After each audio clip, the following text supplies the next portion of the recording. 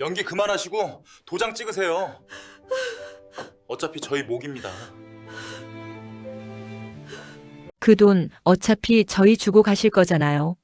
망치로 머리를 얻어맞은 듯 귓속이 윙윙 울렸다. 차가운 겨울 공기가 폐부 깊숙이 박히는 것처럼 숨이 턱 막혔다. 내 맞은편 30년 넘게 내 손때가 묻은 낡은 자개상에 팔꿈치를 기댄 채 짓거리고 있는 저 사내는 정녕 내 배 아파 낳은 아들놈이란 말인가. 어머니, 뭘 그렇게 놀라세요? 틀린 말한 거 아니잖아요. 죽을 때 싸가지고 가실 것도 아니면서 며느리 예뻐진다는데 그깟 돈 몇 푼이 그리 아까우세요? 그깟 돈 몇 푼. 민준이 내 아들놈의 입에서 나온 그 말이 비수처럼 날아와 심장에 박혔다. 시퍼렇게 날이 선 칼날이 연한 속살을 헤집는 고통에 잠시 눈앞이 캄캄해졌다. 나는 힘겹게 눈을 깜빡이며 아들의 얼굴을 찬찬히 뜯어보았다. 42살 반듯한 이마에 제법 아비의 태가 나는 사내. 하지만 그 눈빛은 어릴 적 총명하고 따뜻했던 아들의 것이 아니었다. 욕심과 조바심으로 번들거리는 생전 처음 보는 낯선 사내의 눈이었다. 그 옆에는 제 남편의 막말에도 아랑곳 없이 잘 칠해진 손톱끝만 만지작거리는 며느리 유진이가 앉아 있었다. 오늘따라 유난히 두껍게 화장을 한 얼굴은 꼭 가면 같았다. 저 가면 뒤에 숨어 이 모든 상황을 조종하고 있을 교활한 여우의 얼굴이 어른거렸다. 불과 1시간 전 해가 짧은 겨울 저녁 어스름이 내 작은 빌라 창문에 내릴 때쯤이었다. 현관문 비밀번호를 누르는 소리에 버선발로 뛰쳐나갔다. 귀한 아들 내외의 갑작스러운 방문.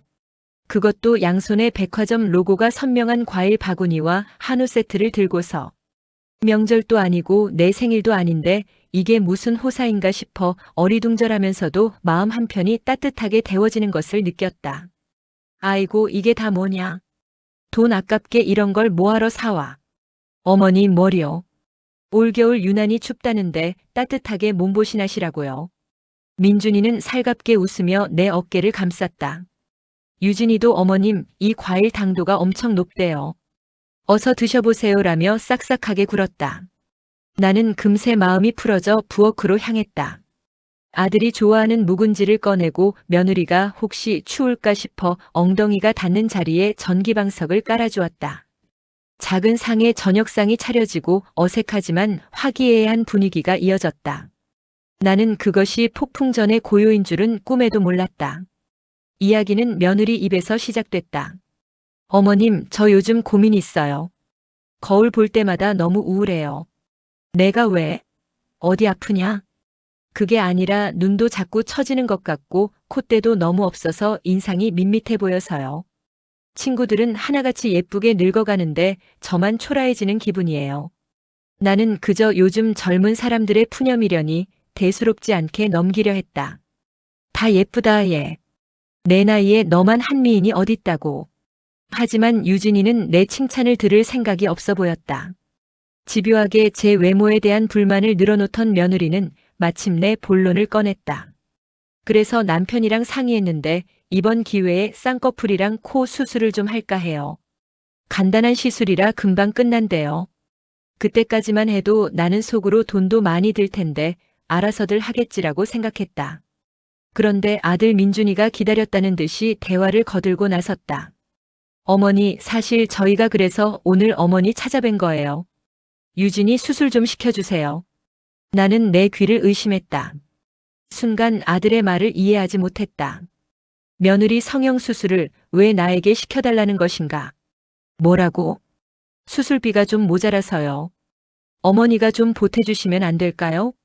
그냥 투자라고 생각하세요. 유진이가 예뻐지면 저도 밖에서 기가 살고 다 어머니 좋은 일이잖아요. 투자. 기가 막혔다. 며느리 얼굴에 칼 대는 돈이 어떻게 투자가 되고 나에게 좋은 일이 된단 말인가. 나는 애써 끓어오르는 화를 누르며 차분하게 말했다. 예, 민준아. 너희 살림 빠듯한 거 안다. 하지만 이건 아니지. 성형수술이 어디 밥 먹여주는 일이냐. 없으면 없는 대로 사는 거지. 어떻게 그런데 쓸 돈을 나한테 달라고 할 수가 있어. 어머니, 요즘 세상이 어떤 세상인데요? 다들 이렇게 가꾸고 투자하면서 사는 거예요. 유진이 친구들 SNS 좀 보세요. 명품 가방에 해외여행에 걔 남편들이 다 돈이 썩어나서 그러는 줄 아세요? 다 아내가 예쁘고 싹싹하니까 뭐라도 하나 더 해주고 싶은 거라고요. 아들의 입에서 터져나오는 말들은 하나같이 내 상식으로는 이해할 수 없는 것들이었다. 내 머릿속에 장판 밑 깊숙한 곳에 숨겨둔 낡은 통장 하나가 떠올랐다. 누렇게 바랜 종이에 빽빽하게 찍힌 숫자들. 그것은 단순한 돈의 액수가 아니었다. 새벽 4시면 일어나 반죽을 밀고 뜨거운 김 앞에서 하루 12시간씩 서서 칼국수를 말아 팔았던 내 30년 세월이었다. 손가락 마디마디가 뒤틀리고 허리는 제대로 펴본 날이 없었다. 그렇게 모은 돈으로 남편 약값을 떼고 하나뿐인 아들 대학 공부를 시키고 장가를 보냈다. 남편이 세상을 뜨기 전 내 손을 잡고 유언처럼 남겼던 말이 귓가에 생생했다. 순자야, 평생 고생만 시켜서 미안하다. 통장에 남은 저 돈만큼은 제발 너 하고 싶은 거 하면서 남은 인생 편히 살아. 저건 내 목숨값이야. 그랬다. 그 돈은 내 목숨값이자 먼저 간 남편이 내게 남긴 마지막 약속이었다. 나는 고개를 가로저었다. 단호하게 흔들림 없이. 안 된다. 그 돈은 못 줘. 절대 안 돼. 내 거절에 아들 내외의 얼굴이 순식간에 굳어졌다. 살갑던 미소는 온데간데 없고 차갑고 계산적인 표정이 그 자리를 대신했다. 그리고 마침내 아들의 입에서 절대 들어서는 안 될 말이 터져나온 것이다. 그 돈 어차피 저희 주고 가실 거잖아요. 나는 자리에서 벌떡 일어났다. 피가 거꾸로 솟는 기분이었다. 평생을 바쳐 키운 아들이 내 인생 자체를 부정하는 말을 아무렇지 않게 내뱉고 있었다. 내가 평생 굶고 참고 아파가며 모은 돈이 그저 언젠가 자기들 차지가 될 유산일 뿐이라고. 내가 그 돈을 지키고 있는 것이 욕심이라고. 나가. 내 목소리가 지하실 바닥처럼 낮고 축축하게 깔렸다. 네. 나가라고 했다. 당장 내 집에서 나가. 나는 손을 들어 현관문을 가리켰다. 내 몸이 사시나무처럼 떨리고 있었다. 분노 때문인지 아니면 뼛속까지 스며드는 배신감 때문인지 알 수 없었다. 아들 내외는 당황한 기색이 역력했다. 자기들이 무슨 잘못을 했는지조차 모르는 얼굴이었다. 어머니, 갑자기 왜 이러세요? 저희 말에 뭐 틀린 거 있어요? 시끄럽다. 짐승만도 못한 것들. 너희 눈에는 이 늙은 어미가 돈다발로 보이더냐? 내가 죽기만 기다리는 하이에나 같은 놈들. 내 고함 소리에 며느리는 겁을 먹은 듯 아들 뒤로 숨었고 아들은 끝까지 억울하다는 표정을 지우지 않았다. 그들은 결국 아무 말 없이 자리에서 일어났다. 현관으로 향하던 민준이가 마지막으로 내게 던진 눈빛을 나는 평생 잊지 못할 것이다. 그것은 원망과 경멸이 뒤섞인 짐승의 눈빛이었다. 쾅 소리를 내며 현관문이 닫혔다. 짧은 순간 집안은 완벽한 정적에 휩싸였다. 나는 그 자리에 서서 꼼짝도 할 수 없었다. 아들 내외가 두고 간 비싼 과일 바구니에서는 달콤한 향기가 풍겨왔지만 내 코에는 역겨운 악취처럼 느껴졌다. 다리에 힘이 풀리며 그 자리에 주저앉았다. 차가운 방바닥의 냉기가 무릎을 타고 올라와 온몸을 시리게 만들었다. 얼마나 그렇게 주저앉아 있었을까? 시간 감각이 사라진 공간 속에서 나는 망부석처럼 굳어 있었다. 아들 내외가 두고 간 과일 바구니에서 풍겨나오는 달콤한 향기가 역겨웠다. 한때는 내 전부였던 아들이 이제는 내 심장을 도려낸 원수가 되어 사라진 그 빈자리를 저 위선적인 과일 향이 비웃듯 채우고 있었다. 나는 삐걱거리는 무릎을 짚고 겨우 일어섰다. 벽에 걸린 낡은 가족사진 속 죽은 남편의 얼굴이 유난히 슬퍼 보였다. 그는 평생을 성실하게 살았지만 돈복이 없었다. 늘 나에게 미안해했고 그래서 내 손에 쥐어준 그 통장을 자신의 분신처럼 여겼다. 당신 고생한 대가야. 내 목숨값이라고 생각해. 남편의 목소리가 귓가에 환청처럼 맴돌았다. 그 목숨값을 오늘 아들놈은 며느리 얼굴 뜯어고치는데 쓰라고 했다. 나는 허탈한 웃음을 터뜨렸다. 눈물도 나오지 않았다. 마음이 텅 비어버리면 눈물샘도 말라버리는 모양이었다. 그날 밤 나는 뜬 눈으로 밤을 지새웠다. 며칠이 지났는지도 몰랐다. 밥알이 모래알처럼 껄끄러워 목구멍으로 넘어가질 않았다. 입맛을 잃으니 기력도 덩달아 사라졌다. 현관문 쪽에서 작은 소리만 나도 심장이 철렁 내려앉았다. 아들이 다시 찾아와 무릎 꿇고 용서를 빌지 않을까 하는 헛된 기대를 품었다가 이내 그런 기대를 한 스스로를 자책하며 머리를 쥐어뜯었다. 집안의 공기는 무겁게 가라앉아 마치 내 무덤 속처럼 고요하고 스산했다. 나흘째 되던 날 오후 죽은 듯이 누워있는데 머리맡에 놓아둔 낡은 휴대폰이 요란하게 울어댔다. 액정에 뜬 내 아들이라는 세 글자에 심장이 쿵 하고 떨어졌다. 혹시나 하는 마음에 떨리는 손으로 통화 버튼을 눌렀다. 하지만 수화기 너머로 들려온 것은 후회나 사과의 목소리가 아니었다. 어머니, 지금 뭐 하시는 거예요? 왜 이렇게 전화를 안 받으세요? 짜증과 원망이 가득 섞인 차갑고 날카로운 아들의 목소리였다. 왜 전화했냐? 내 목소리는 며칠간 물 한 모금 제대로 마시지 못한 사람처럼 갈라져 나왔다. 왜긴요? 그날 그렇게 저희를 내쫓으시고 마음이 편하세요? 유진이 어머니 때문에 충격받아서 몸져 누웠어요. 밥도 못 먹고 끙끙 앓고 있다고요. 기가 막혔다. 적반하장도 유분수지. 며느리가 알아누웠다니. 정작 식음을 전폐하고 송장처럼 누워있는 것은 나인데. 그래서 어쩌라고. 어쩌라니요? 어머니가 유진이한테 사과하셔야죠. 그리고 저희가 부탁드린 건 진지하게 다시 한번 생각해 보세요. 유진이가 그러는데 수술만 예쁘게 잘 되면 자기도 파워 인플루언서인가 뭔가 돼서 돈도 벌 수 있대요. 어머니 돈 떼먹으려는 게 아니라 더 크게 불려서 효도하겠다는 거잖아요. 나는 더 이상 들을 가치도 없다는 생각에 말없이 전화를 끊어버렸다. 잠시 후 이번에는 문자 메시지가 도착했다. 며느리 유진이었다. 어머님, 제가 뭘 그렇게 잘못했나요? 저는 정말 어머님을 친정 어머니처럼 생각하고 의지하고 싶었어요. 어머님이 저희를 이렇게까지 미워하실 줄은 몰랐네요. 민준 씨도 저도 너무 상처가 큽니다. 교묘하게 자신을 피해자로 만들고 나를 인정머리 없는 시어미로 몰아가는 그 문자를 보며 손이 부들부들 떨렸다. 그들은 진심으로 자신들이 무엇을 잘못했는지 모르고 있었다. 아니, 알고 싶어 하지도 않았다. 그들에게 나는 더 이상 어머니가 아니라 자신들의 욕망을 채워줄 돈줄 그 이상도 이하도 아니었다. 희망의 마지막 끈이 툭 하고 끊어지는 소리가 들렸다. 나는 휴대폰 전원을 꺼버리고 이불을 머리끝까지 뒤집었었다. 이대로 영원히 잠들어 버렸으면 좋겠다고 생각했다. 얼마나 지났을까? 밖에서 현관문을 두드리는 소리가 요란하게 들려왔다. 처음에는 모른 척했다. 아들 내외일 거라는 생각에 심장이 불안하게 뛰었다. 하지만 문을 두드리는 소리는 그치지 않았고 이내 익숙한 목소리가 고함처럼 터져나왔다. 박순자. 야, 박순자. 안에 있는 거 다 알아. 죽었냐, 살았냐? 문 안 열어? 친구 영희였다. 이 동네에서 40년을 넘게 같이 늙어온 내 유일한 말벗. 나는 힘없는 몸을 겨우 일으켜 현관으로 향했다. 문을 열자마자 영희는 내 행색을 위아래로 훑어보더니 기가 막힌다는 듯 혀를 찼다. 이게 무슨 꼴이야? 몰골이 꼭 저승사자랑 하이파이브하고 온 사람 같네. 너 며칠을 굶은 거야? 영희는 나를 소파에 떠밀어 앉히고는 익숙하게 부엌으로 들어갔다. 냉장고 문을 열어보고 싱크대를 살펴보더니 한숨을 푹 쉬었다. 집안에는 썩기 시작한 과일 냄새와 퀴퀴한 먼지 냄새가 뒤섞여 있었다.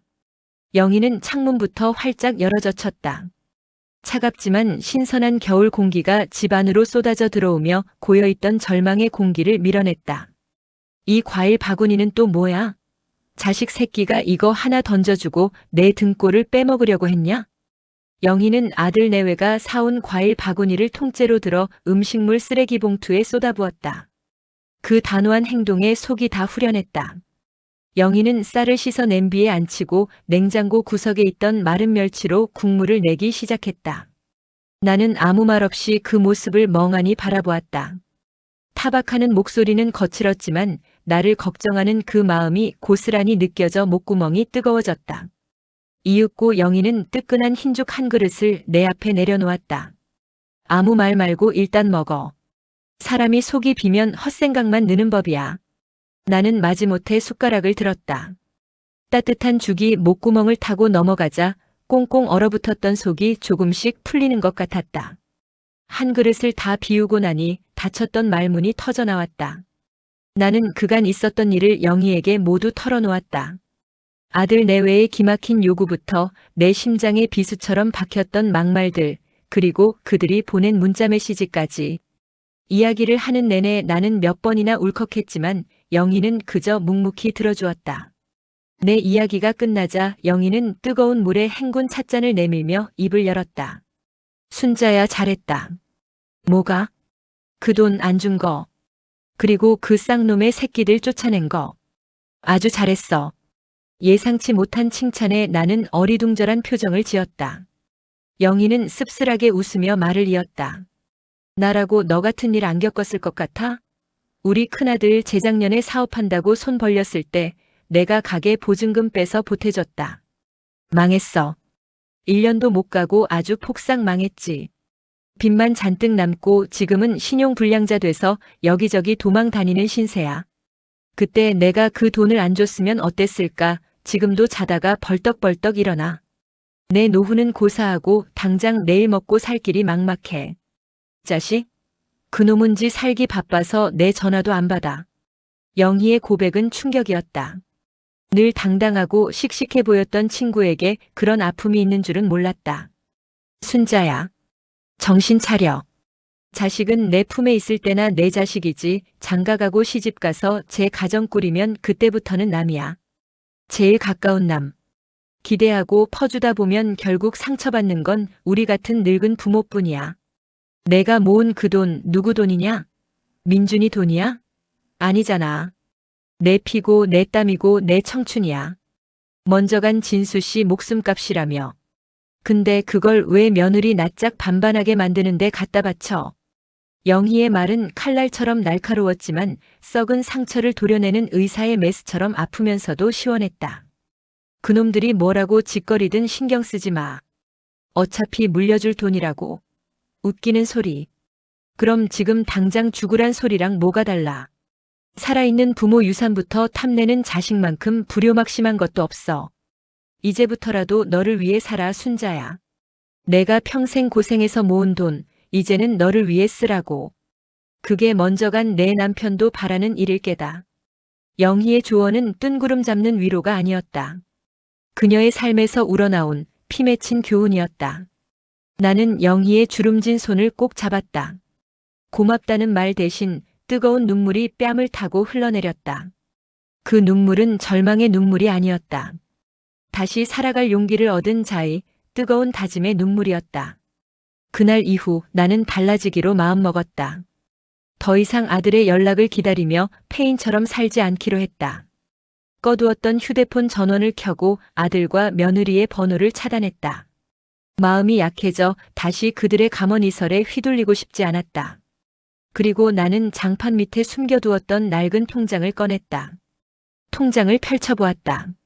30년 세월의 흔적이 고스란히 담긴 그곳에는 남편의 마지막 유언처럼 내 남은 인생을 지켜줄 목숨값이 찍혀 있었다. 나는 그 통장을 품에 안고 한참을 울었다. 남편에 대한 그리움과 어리석었던 지난날의 나에 대한 연민, 그리고 앞으로 살아갈 날들에 대한 막연한 기대감이 뒤섞인 눈물이었다. 바로 그때였다. 현관문 비밀번호를 누르는 소리가 들리고 문이 벌컥 열렸다. 아들 민준이와 며느리 유진이었다. 그들의 얼굴에는 당황한 기색과 함께 도끼가 서려 있었다. 어머니, 전화는 왜 꺼놓으시고 문자도 안 보시고 저희가 얼마나 걱정했는지 아세요? 아들이 먼저 소리쳤지만 그 목소리에는 걱정이 아닌 분노가 담겨 있었다. 걱정? 내가 굶어 죽든 말든 신경도 안 쓰던 것들이 무슨 걱정. 나는 평생 처음으로 아들의 눈을 똑바로 마주보며 차갑게 말했다. 내 달라진 태도에 아들 내외는 잠시 주춤했다. 어머니, 왜 그렇게 말씀하세요? 저희는 정말 어머니 걱정돼서. 됐고. 무슨 일로 또 왔냐? 지난번에 할 말은 다 끝난 것 같은데. 내 단호한 태도에 며느리 유진이가 앞으로 나섰다. 눈가가 빨갛게 부어 있었지만 눈물 한 방울 보이지 않는 마른 눈이었다. 어머님, 정말 이렇게까지 하셔야겠어요? 저희가 그 돈 달라는 게 아니잖아요. 잠깐 빌려달라는 거잖아요. 나중에 꼭 갚겠다는데 가족끼리 어떻게 이렇게 야박하게 구세요? 빌려줘? 뭘로 갚을 건데? 내 얼굴로 돈 벌어서 갚을 거냐? 내 비아냥의 며느리의 얼굴이 하얗게 질렸다. 옆에 있던 아들이 참지 못하고 버럭 소리를 질렀다. 어머니, 말씀이 너무 심하시잖아요. 우리가 무슨 거지도 아니고 그깟 돈 때문에 사람을 이렇게 무시하세요? 그깟 돈? 그래, 너희한테는 그깟 돈이겠지. 하지만 나한테는 내 목숨이야. 너희는 평생 벌어도 못 벌 내 인생 전부라고. 내 고함에 아들은 잠시 할 말을 잃은 듯 했다. 그러나 그는 포기하지 않았다. 오히려 더 집요하게 나를 몰아붙였다. 그래서요. 그래서 그 돈 무덤까지 싸가지고 가실 거냐고요. 저희 이렇게 힘들게 사는데 어머니는 그 돈 통장에 넣어놓고 매일 숫자나 세면서 흐뭇해 하시는 게 행복하세요? 그게 정상적인 부모가 할 짓이냐고요. 그 순간 나는 내 안에 있던 무언가가 완전히 부서져 내리는 것을 느꼈다. 모성의 아들에 대한 마지막 기대, 그 모든 것이 산산조각 났다. 나는 더 이상 그와 말을 섞을 필요가 없다고 판단했다. 나가라. 어머니, 이 통장 보이지? 나는 품고 있던 통장을 꺼내 그들 눈앞에 흔들어 보였다. 이 돈, 이제부터 내가 다 쓸 거다. 한 푼도 남김없이 오직 나를 위해서만. 그러니 너희는 이제 이 돈에 대한 기대는 터럭만큼도 하지 마라. 이건 내 것이고 앞으로도 영원히 내 것일 테니까. 내 선원의 아들 내외의 얼굴은 경악으로 물들었다. 그들은 내가 당연히 자식들을 위해 모든 것을 희생하고 죽는 날까지 자식들의 행복을 위해 헌신할 것이라고 믿어 의심치 않았을 것이다. 늙은 부모의 인생은 자식들의 미래를 위한 발판에 불과하다고 생각했을 것이다. 나는 그들의 그릇된 믿음과 이기적인 기대를 오늘 내 손으로 박살내버렸다. 당장 내 집에서 나가. 그리고 다시는 찾아오지 마. 너희 같은 자식, 나도 이제 없어. 나는 현관문을 활짝 열고 그들을 노려보았다. 내 눈빛에서 더 이상 어떤 설득도 통하지 않을 것이라는 것을 깨달았는지 아들은 분을 사귀지 못하고 거친 숨을 몰아쉬었다. 며느리는 믿을 수 없다는 표정으로 나를 쳐다보다가 이내 아들의 팔을 잡아 끌었다. 그들은 마지막까지 저주 섞인 눈빛을 거두지 않은 채 내 집을 떠나갔다. 쾅! 현관문이 닫히는 소리가 그 어느 때보다 후련하게 들렸다. 나는 문에 기대어 한참을 서 있었다. 길고 길었던 싸움이 끝났다. 나는 아들을 잃었지만 대신 나 자신을 되찾았다. 손에 들린 낡은 통장이 그 어느 때보다 묵직하고 따뜻하게 느껴졌다. 이것은 더 이상 과거의 희생에 대한 보상이 아니었다. 이제 막 시작될 나의 새로운 인생을 위한 단단한 주춧돌이었다. 쾅! 현관문이 닫히는 소리는 더 이상 내 심장을 철렁하게 만들지 않았다. 대신 골마 터진 종기에서 더러운 피고름을 짜낸 듯한 아프면서도 지독한 후련함이 밀려왔다. 나는 문에 등을 기댄 채 천천히 주저앉았다. 귀가 먹먹한 것이 아니라 세상이 통째로 소리를 잃어버린 것 같았다.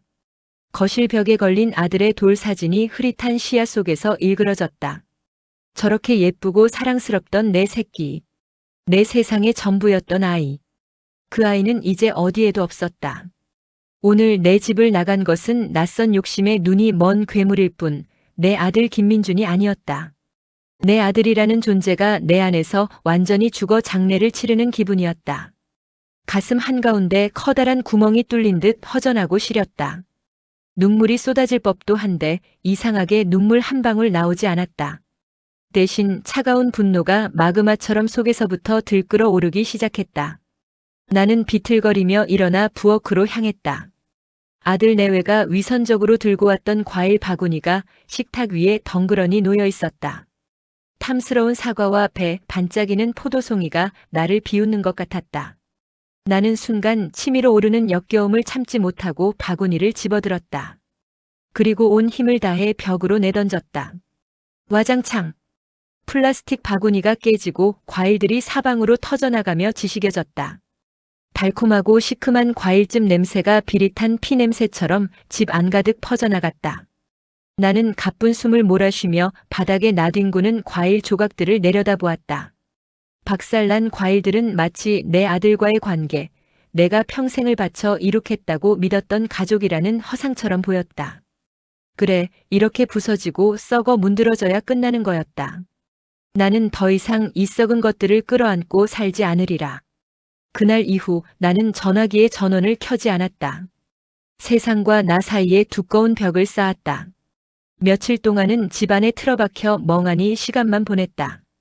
하지만 이전처럼 절망에 빠져 식음을 전폐하지는 않았다. 친구 영희가 와서 끓여주고 간 죽을 데워 먹고 억지로라도 잠을 청했다. 살아야 했다. 이 악물고 살아남아 그들에게 보여줘야 했다.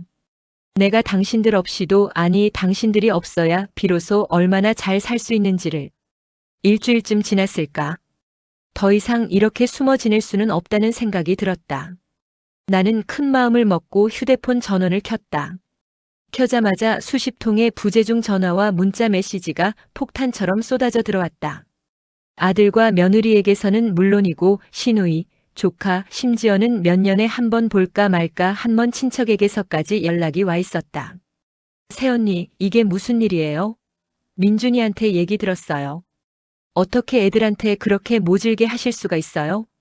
고모, 할머니가 돈 때문에 저희 아빠를 내쫓았다는 게 사실이에요? 저희 정말 힘들어요. 순자야, 나다. 내 시동생. 아무리 그래도 그렇지 자식한테 돈 몇 푼 가지고 그러는 건 도리가 아니지. 좋게 풀어라. 문자를 읽어 내려가는 내내 손이 떨렸다. 아들 내외가 온 집안에 나를 천하의 몹쓸 늙은이, 돈밖에 모르는 악독한 어미로 만들어 놓은 것이었다.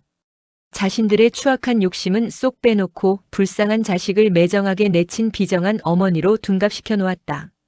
배신감에 피가 거꾸로 솟았지만 한편으로는 냉정해졌다.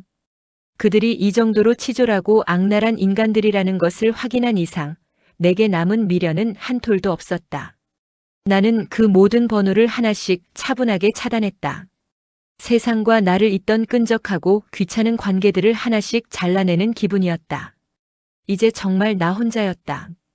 그런데 이상하게도 외롭거나 두렵지 않았다. 오히려 족쇄가 풀린 듯 마음이 가벼웠다. 나는 통장을 들고 집을 나섰다. 평생 처음으로 오직 나 자신만을 위한 외출이었다.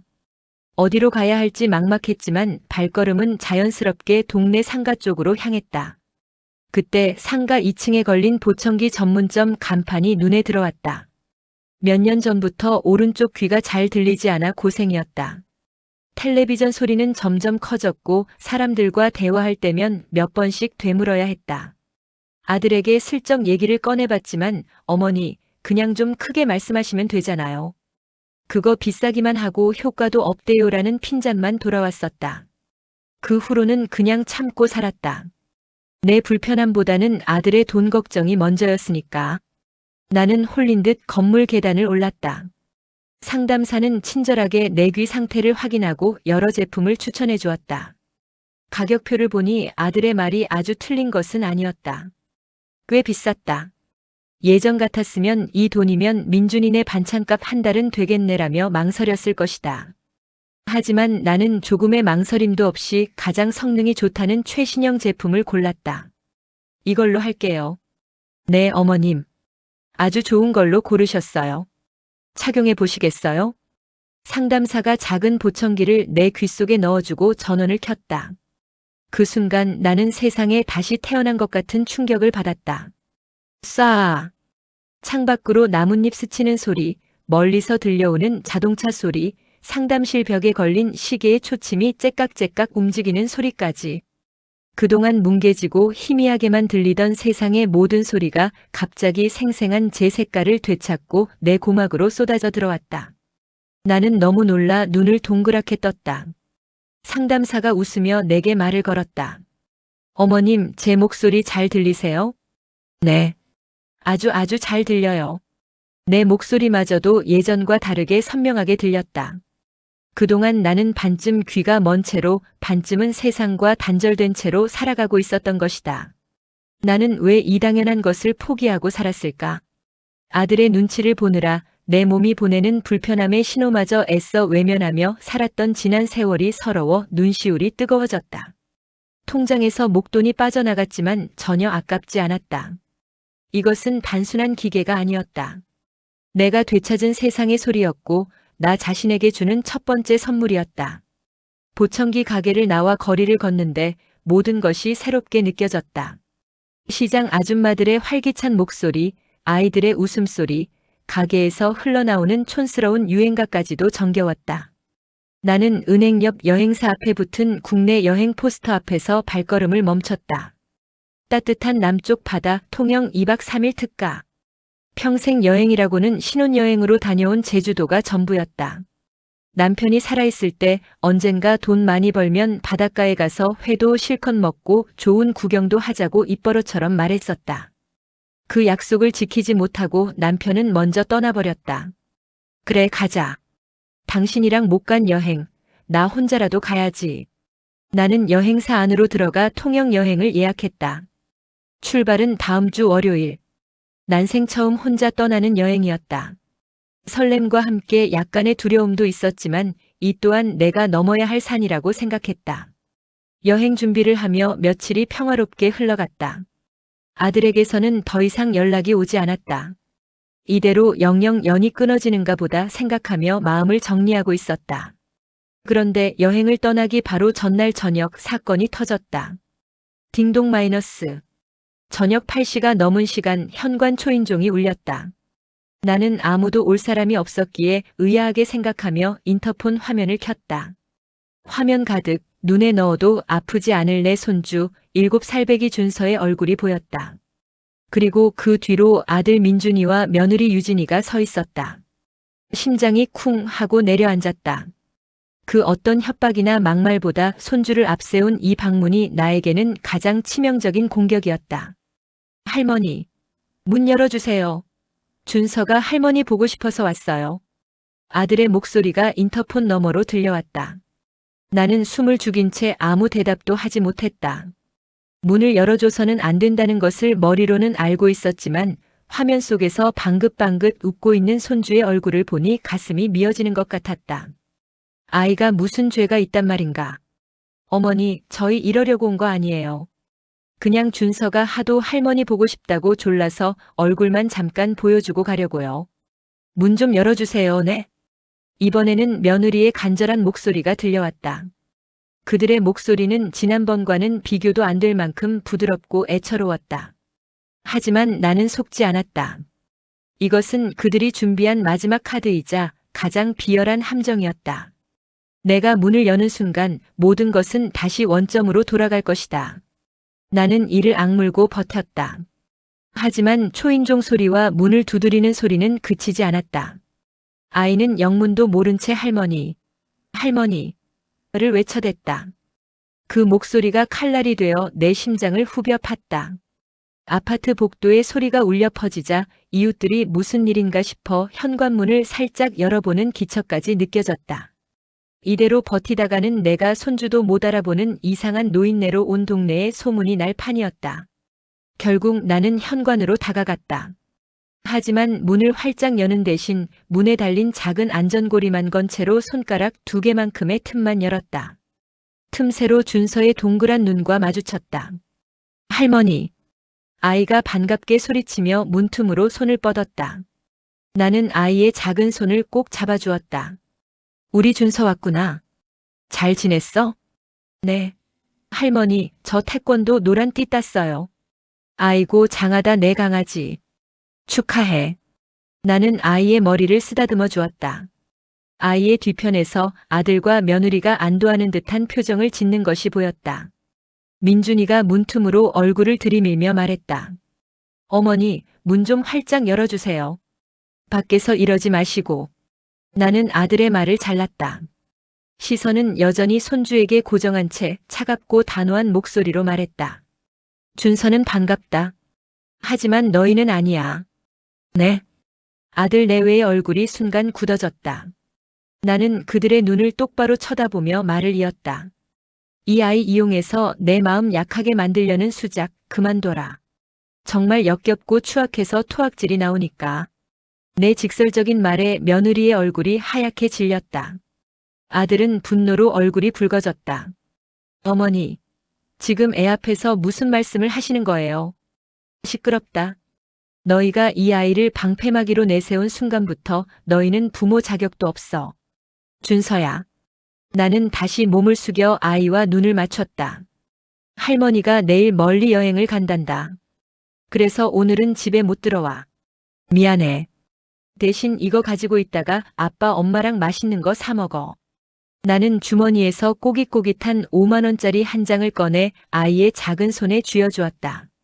아이는 어리둥절한 표정으로 돈과 나를 번갈아 쳐다보았다. 할머니가 우리 준서 많이 사랑하는 거 알지?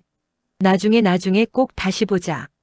그때는 할머니가 우리 준서 좋아하는 장난감 사줄게. 나는 아이의 손등에 입을 맞추고 그대로 문을 닫아버렸다. 안전고리를 풀고 이중 잠금 장치까지 단단히 걸어 잠갔다. 문 밖에서 아들의 고함 소리와 며느리의 울음 섞인 목소리, 그리고 어리둥절해하는 아이의 목소리가 뒤섞여 들려왔다. 어머니, 어떻게 이러실 수가 있어요? 문 여세요. 어머니, 어머님 제발요. 준서가 뭘 보고 배우겠어요? 네. 나는 귀를 막았다. 새로 맞춘 보청기를 통해 그들의 목소리가 너무나도 선명하게 들려왔다. 나는 거실로 걸어 들어가 보청기를 빼버렸다. 그러자 세상이 다시 고요해졌다. 문 밖의 소음은 희미한 진동으로만 느껴질 뿐이었다. 나는 현관의 등을 기댄 채 한참을 서 있었다. 눈물이 비오듯 쏟아져 내렸다. 내 손주, 내 사랑스러운 강아지. 그 아이의 얼굴을 문틈으로밖에 볼 수 없었던 할머니의 심정을 누가 알까. 가슴이 갈기갈기 찢어지는 것 같았다. 하지만 후회는 없었다. 오늘 내가 문을 열어주었다면 나는 평생 그들의 노예로 살아야 했을 것이다. 나는 내 남은 인생을 지키기 위해 가장 아픈 상처를 스스로 도려낸 것이다. 한참 후 문 밖이 조용해졌다. 그들이 포기하고 돌아간 모양이었다. 나는 눈물을 닦고 일어나 내일 떠날 여행 가방을 마저 쌌다. 낡은 옷가지 몇 벌과 세면도구, 그리고 남편의 사진이 담긴 작은 액자 하나를 챙겨 넣었다. 가방 한쪽에는 낡은 통장을 깊숙이 넣었다. 모든 준비를 마치고 창밖을 내다보았다. 칠흑 같은 어둠 속에서 멀리 아파트 단지의 불빛들이 별처럼 반짝이고 있었다. 나는 오늘 내 인생에서 가장 중요한 문을 닫았다. 비록 그 과정은 피눈물이 날 만큼 고통스러웠지만 그 문 너머에는 분명 새로운 세상이 나를 기다리고 있을 것이라 믿었다. 아들을 잃은 슬픔은 내 가슴에 평생 지워지지 않을 흉터로 남겠지만 그 흉터는 내가 나 자신으로 살아가기 위해 치른 영광의 상처가 될 터였다. 나는 더 이상 과거에 얽매인 박순자가 아니었다. 내일 아침 새로운 인생을 향해 첫걸음을 내디딜 준비가 된 온전한 나 자신이었다. 문밖이 완전히 조용해진 후에도 나는 한참 동안이나 현관의 등을 기댄 채 서 있었다. 쿵쾅거리던 심장이 제자리를 찾고 가쁘던 숨이 가라앉자 온몸에서 힘이 쭉 빠져나갔다. 텅 빈 집안의 공기가 폐부 깊숙이 들어왔다 나갔다. 눈물로 범벅이 된 얼굴을 손등으로 거칠게 훔쳐냈다. 짠맛이 입술에 와닿았다. 이것은 슬픔의 맛이 아니었다. 내 남은 인생을 지켜내기 위해 치른 혹독한 대가의 맛이었다. 나는 오늘 내 심장의 절반을 도려내고서야 비로소 온전한 나 자신으로 설 수 있게 되었다. 다음 날 새벽 나는 동이 트기도 전에 눈을 떴다. 밤새 뜬 눈으로 뒤척였지만 이상하게 몸은 가뿐했다. 어젯밤의 폭풍우가 지나간 자리에 찾아온 고요함 같았다. 나는 짐 가방을 마지막으로 확인하고 낡았지만 깨끗하게 빨아입은 외투를 걸쳤다. 현관문을 나서기 전 마지막으로 집안을 돌아보았다. 30년 넘게 내 피와 땀, 눈물이 스며든 이 작은 공간. 어제까지만 해도 나를 가두는 감옥처럼 느껴졌던 이곳이 이제는 돌아와 쉴 수 있는 나만의 아늑한 보금자리처럼 보였다. 아들의 흔적이 가득했던 벽에서 가족사진 액자를 떼어냈다. 사진 속 해맑게 웃고 있는 어린 아들의 얼굴을 손가락으로 한번 쓸어보고는 액자를 서랍 깊숙한 곳에 뒤집어 넣어두었다. 이별은 이렇게 조용하고 단호하게 치러야 하는 것이었다. 서울 고속버스 터미널은 이른 아침부터 분주했다. 저마다의 목적지를 향해 바삐 움직이는 사람들 틈에서 나는 잠시 이방인이 된 듯한 기분을 느꼈다. 평생 누군가를 위해 밥을 짓고 장사를 하고 병수발을 들었을 뿐 나 자신을 위한 여정은 단 한 번도 떠나본 적이 없었다. 통영행 버스표를 손에 쥐고 플랫폼에 섰을 때 비로소 실감이 나기 시작했다. 나는 정말 떠나는구나. 이 지긋지긋한 서울을, 나를 올가매던 모든 것들을 잠시나마 벗어던지는구나. 버스에 올라 창가 자리에 앉았다. 새로 맞춘 보청기를 귀에 끼자 버스 안의 소음과 안내 방송 소리가 선명하게 들려왔다. 곧이어 버스가 부드럽게 미끄러지며 서울의 회색 빌딩 숲을 벗어나기 시작했다. 차창 밖으로 익숙한 풍경들이 빠르게 스쳐 지나갔다. 아들놈 대학 뒷바라지 하느라 새벽같이 물건을 떼러 다녔던 남대문 시장, 남편과 처음 데이트했던 낡은 극장 간판, 내 청춘을 고스란히 바쳤던 시장 골목의 입구. 그 모든 것들이 이제는 나와 상관없는 과거의 풍경이 되어 멀어지고 있었다. 가슴 한편이 아릿했지만 후회는 없었다. 백미러에 비친 과거를 돌아보기보다 앞 유리를 통해 펼쳐지는 새로운 길을 바라보아야 했다. 버스가 고속도로에 올라서자 풍경은 완전히 달라졌다. 끝없이 펼쳐진 겨울 들판과 앙상한 나뭇가지들이 스산하면서도 아름다웠다. 나는 꾸벅꾸벅 졸다가 깨기를 반복했다. 꿈속에서 남편이 나타났다. 그는 아무 말 없이 그저 예전처럼 묻어난 얼굴로 나를 보며 웃고 있었다. 괜찮다고 잘하고 있다고 말해주는 것 같았다. 잠에서 깨어났을 때 창밖에는 어느덧 남쪽에 따스한 햇살이 비치고 있었다. 5시간을 달려 도착한 통영은 서울과는 공기부터 달랐다. 비릿하면서도 상쾌한 바다 내음이 훅 끼쳐왔다. 나는 버스터미널 근처에서 작은 여관을 잡았다. 낡았지만 이부자리가 볕에 잘 말라 뽀송뽀송했다. 짐을 풀고 잠시 누웠다가 이대로 시간을 보내기 아까워 밖으로 나섰다. 여관 주인이 추천해준 중앙시장으로 향했다. 활기찬 시장 풍경은 낯설지 않았지만 파는 물건들은 생전 처음 보는 것들 투성이었다. 은빛 비늘을 반짝이는 싱싱한 생선들, 해초와 조개들이 가득했다. 사람들의 걸쭉한 사투리마저 정겹게 들렸다. 한참을 구경하다 보니 배가 고파왔다. 시장 한쪽에 늘어선 작은 식당들 중 한 곳에 용기를 내어 들어갔다. 혼자 식당에 들어와 밥을 먹는 것은 난생 처음이었다. 늘 가족들 밥상을 차리느라 정작 나는 솥 바닥에 눌어붙은 누룽지나 남은 반찬으로 끼니를 때우기 일쑤였다. 메뉴판을 한참 들여다보다 멍게 비빔밥이라는 낯선 음식을 주문했다.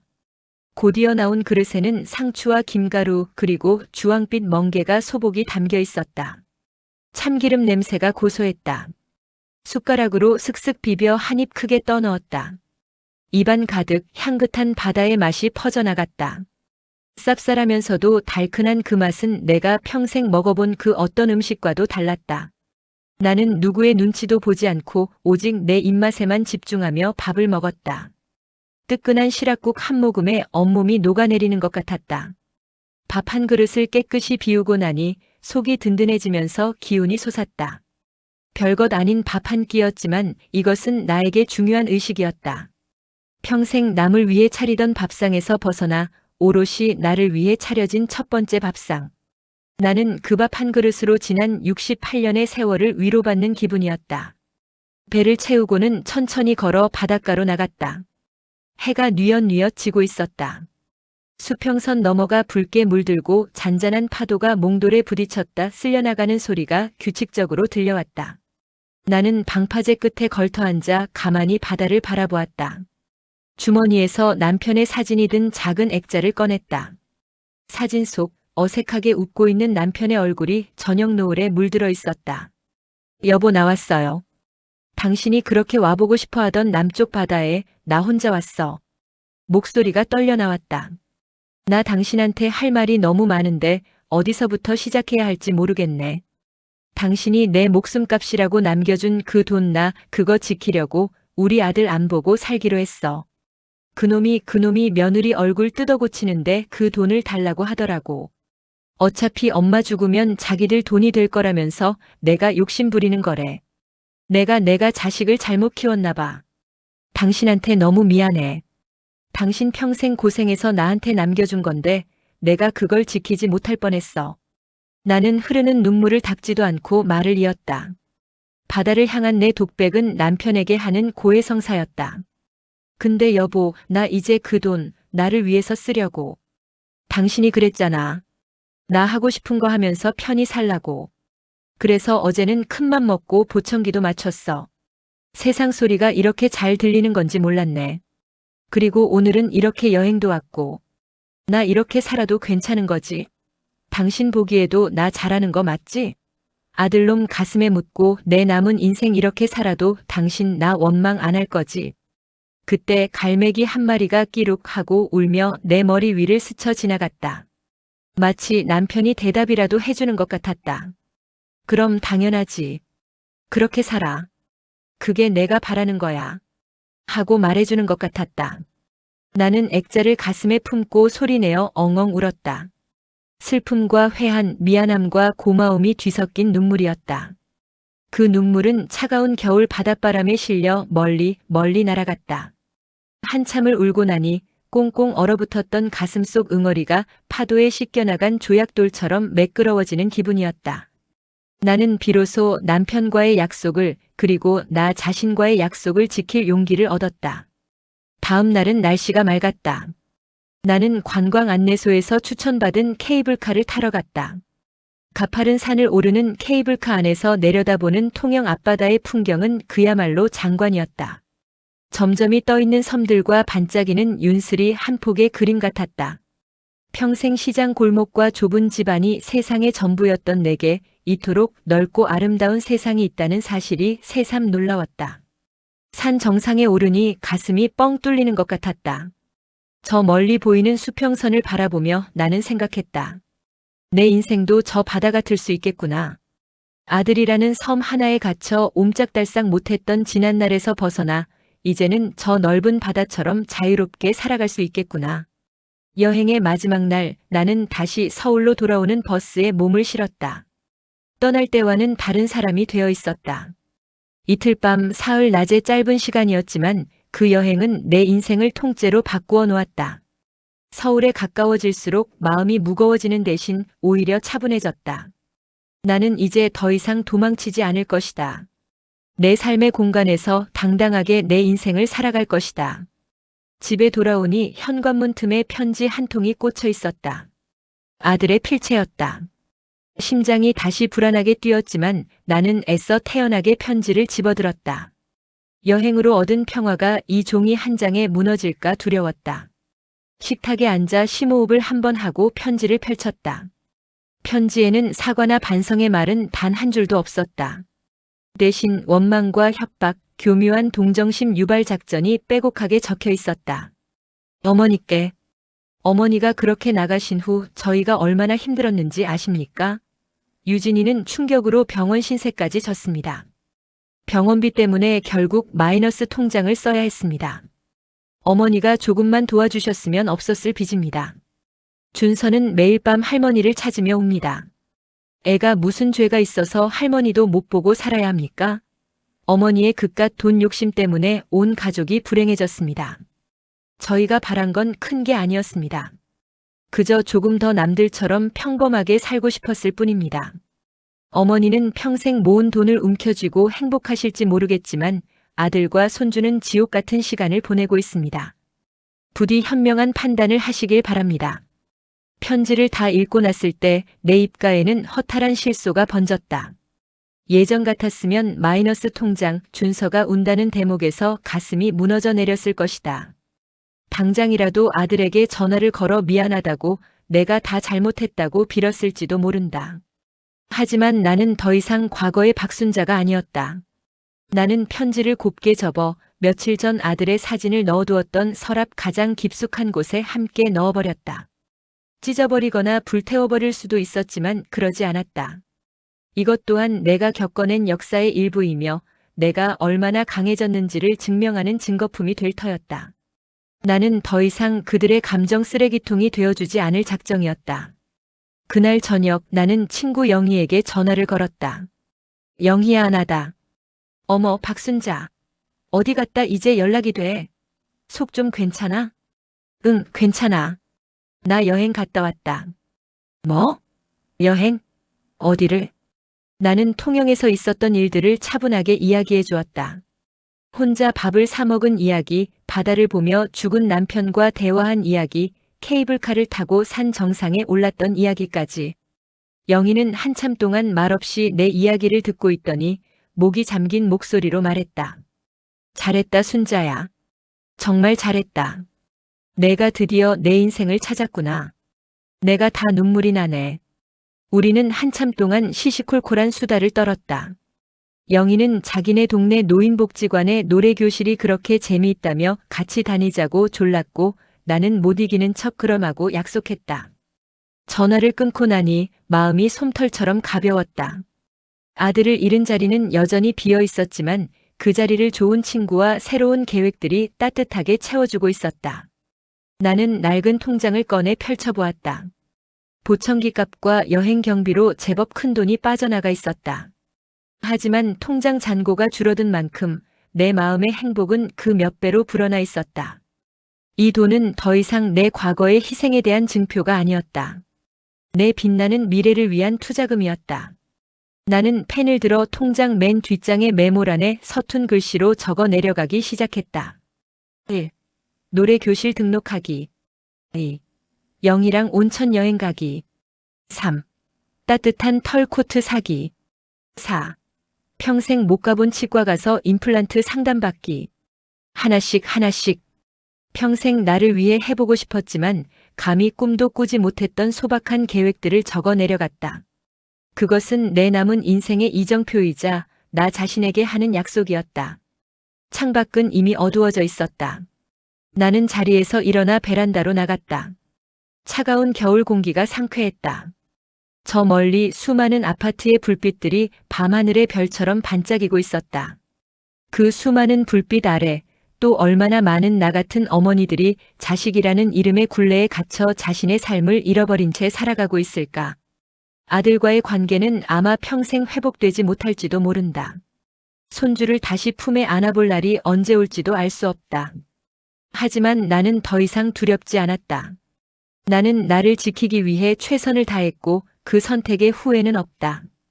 이제 나는 자식의 행복에 기생하는 삶이 아닌 온전히 나 자신으로서 행복한 삶을 살아갈 것이다. 나는 밤하늘을 보며 조용히 미소 지었다. 내 인생의 진짜 봄날은 혹독한 겨울을 모두 견뎌낸 지금부터 시작이었다. 내 손에 들린 낡은 통장이 차가운 밤 공기 속에서 유난히 따뜻하게 느껴졌다. 어머니의 용기 있는 선택, 여러분은 어떻게 생각하시나요? 어쩌면 우리 모두에게 필요한 용기일지도 모르겠습니다. 여러분도 비슷한 경험이 있으신가요? 댓글로 솔직한 이야기를 나눠주세요. 이 채널의 다음 이야기가 궁금하시다면 좋아요와 구독 잊지 마세요.